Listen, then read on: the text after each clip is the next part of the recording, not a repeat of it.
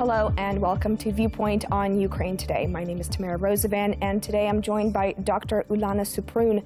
She's the director of an NGO called Patriot Defense, which was established to provide Ukrainian servicemen with NATO-style military kits and as well some frontline medical training. Welcome to Viewpoint. Thank you.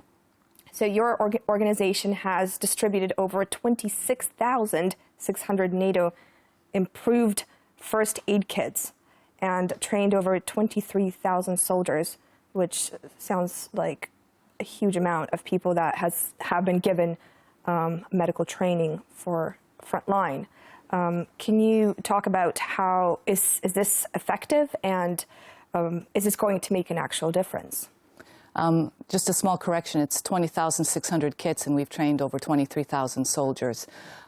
Back in the beginning of the war here in Ukraine, in May of 2014, we decided that we need to help the soldiers survive. We found out through our work in humanitarian initiatives in the Ukrainian World Congress that the soldiers on the front line don't have any first aid kits. The ones that they had were a simple bandage that pretty much fell apart when you opened it because they were dated from 1974 and they had expired. We bought 250 of these kits. Myself and my husband personally bought 250 kits, the same improved first aid kits that U.S. and Canadian soldiers had when they were in Iraq and Afghanistan. We brought them into Ukraine, and when we gave them to the soldiers, they opened the kits and said, wow, this looks great, but what do you do with this? They had no training on how to give first aid. And first aid under combat conditions is very different than civilian first aid. You have to be aware of the tactical situation around you. The injuries are different because we're talking gunshot wounds and explosions and shrapnel, not someone having a heart attack or someone falling down and breaking their leg. So not only is it tactical awareness, but the types of injuries that are different in combat medicine. We brought in professional trainers, the same trainers that train U.S. soldiers in Germany, and we asked them to start training Ukrainian troops, but more importantly, to train Ukrainian instructors. Most of our instructors were medics on the Maidan during the Revolution of Dignity, so they have experience of these kinds of wounds, and they also had some experience in training and in treating those kinds of injuries.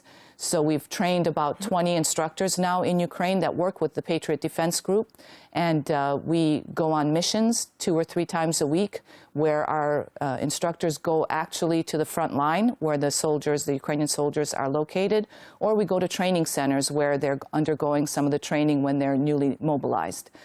Over the time since May of 2014, we've trained over 23,000 soldiers, and more importantly, we've also trained 2,500 cadets in the military institutes and academies. Why is this more important to train the cadets? Because these are the new officers. These are the officers that will be taking over into the Ministry of Defense.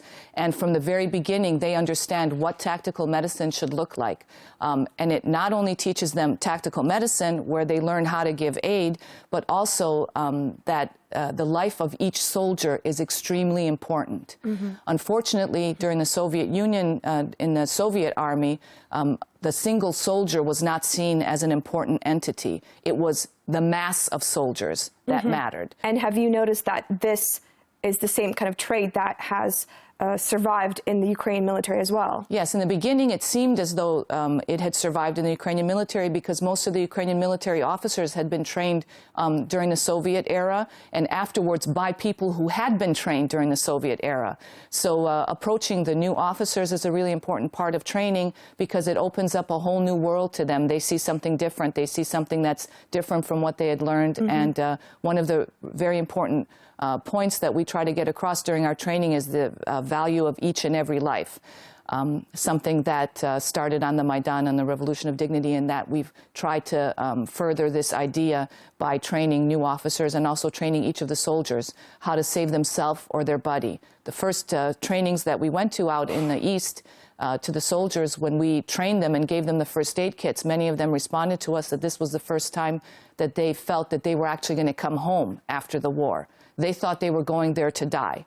And now they saw somebody came and cared about each one of their lives, and they're going to come home. So a feeling of hopelessness. A feeling of hopelessness. And what also really helped them was that in the beginning, most of our funding came from the Ukrainian diaspora, Ukrainians that live outside of Ukraine.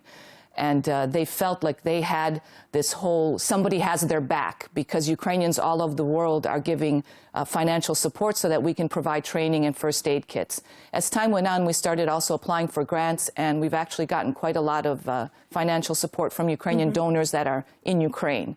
How has the Ukrainian government has the Ukrainian government been helpful and supportive in your initiative?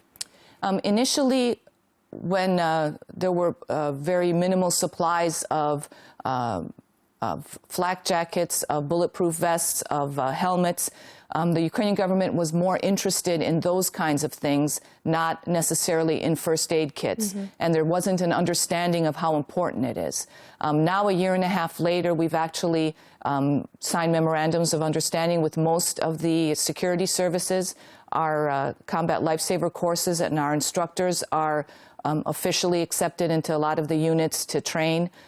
They started buying their own first aid kits, although they're not the same as the NATO standard or improved first aid kits that the U.S. and Canadian Army uses because of financial restrictions, but they're quite better than they were in the past. There's still a struggle because there's still a bit of a difficulty in getting them to understand that tactical medicine is just as important during training as is knowing how to shoot or knowing how to do tactical maneuvers.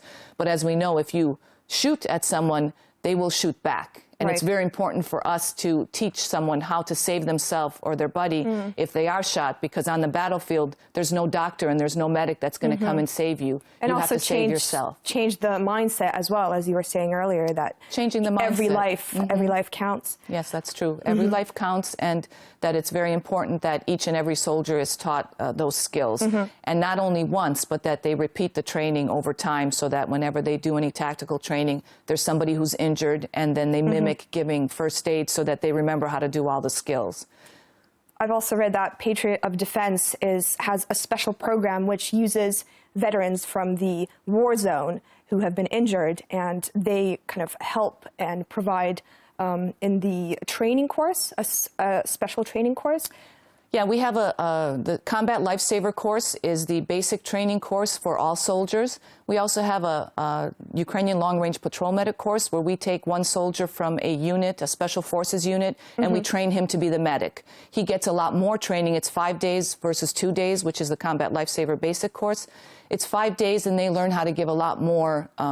They can do surgical airways. They can put in chest tubes. They can sew up wounds. They do a much larger skill set for them. At the end of this 5-day course, we do a simulation to check whether or not it's a test, an exam, whether our students have learned the skills that we've taught them. And this is where the injured veterans where the injured veterans come into play. We've invited injured veterans, those that don't have amputees who have lost limbs, to come and act as our wounded. So they're our actors. We have, as you have here, makeup people that help with makeup. We have makeup artists from movies come and they put injuries on them, bullet wounds, shrapnel wounds. We tatter their clothes. We have fake blood and we pour it on them. We also even have fake blood that pulses out so that when our students come in, they have an injured soldier who looks like they had just stepped on a mine or that they're and this is effective. And this is very effective because they come in and that first moment of panic, they get over it and then they start giving care right away. It helps them so that when it happens in real life, they won't have that moment of hesitation, but they'll immediately be able to do it. It's also, shall I say, it's also that they learn how to do the right thing in the right order while they're practicing, not the first time while they're seeing it on the battlefield. And we've trained over 200 of the Special Forces medics, and we've had at least 20 episodes now where they've called us and told us that the training that we've given them has really helped them. It saved someone's life, and it also helped them not to panic. They say that sometimes they seem like they're looking from outside of themselves and watching themselves do it and thinking, how do I know how to do this? Why am I not panicking? And they say they even hear sometimes they hear our instructors' voices telling them, don't panic. Do this first, do this second. And it really helps them to not have to experience it for the first time on the battlefield. Right. And so they kind of go through this course and then at the end have a very lifelike It's also very good for the veterans of the ATO. Yeah. The first time we invited them to be the actors, we asked a psychologist to come and speak with them ahead of time to make sure that it would be okay. We were worried about them reliving their experience, perhaps it being unpleasant for them. Right. She spoke to them before the event, and they all agreed that they want to go forward. We described to them what they're going to do. They all agreed to go forward. And then she spoke to them after the event. And it was quite striking that one of the soldiers who had he'd lost his right arm and his right leg, that he told her that he had slept through the night for the first time since his injury because he felt so tired from working so hard, but he felt so satisfied that he was continuing to help the war effort. So this was after he actually participated. After he participated, that he felt that he felt needed again and that he was part of the military. Because unfortunately what happens with them is after they've lost a limb, they're demobilized and they're no longer part of the military. Right. And we're trying to keep them included in what's going on in the war effort because they continue to be soldiers. And we need to keep treating them as if that they are soldiers and they continue to be helpful in very many ways. Well, it sounds like you guys are doing a great job. Oh, it's not just tactical medical training. It's also training in value of human life. It's also psychological training. There's a lot to it. Right. And I think sometimes people think that what we do is we hand out first aid kits, that we walk around and just give a first aid kit to somebody. We have 8 coordinators. We have 20 instructors. We have a whole group of volunteers, unpaid people who help us put the IFACs together and help us do a lot of the different things that we do during our trainings. We've had a medical conference that was in January last year. We're having another one again this January. So we do a lot of different things. We've written the training programs for Combat Lifesaver for the security services of the National Guard. Well, it sounds like you guys have done an amazing job, and we're waiting what your next step is going to be. Thank you for joining me today in the studio. Thank you very much. This has been Dr. Ulana Suprun, and you've been watching Viewpoint on Ukraine Today.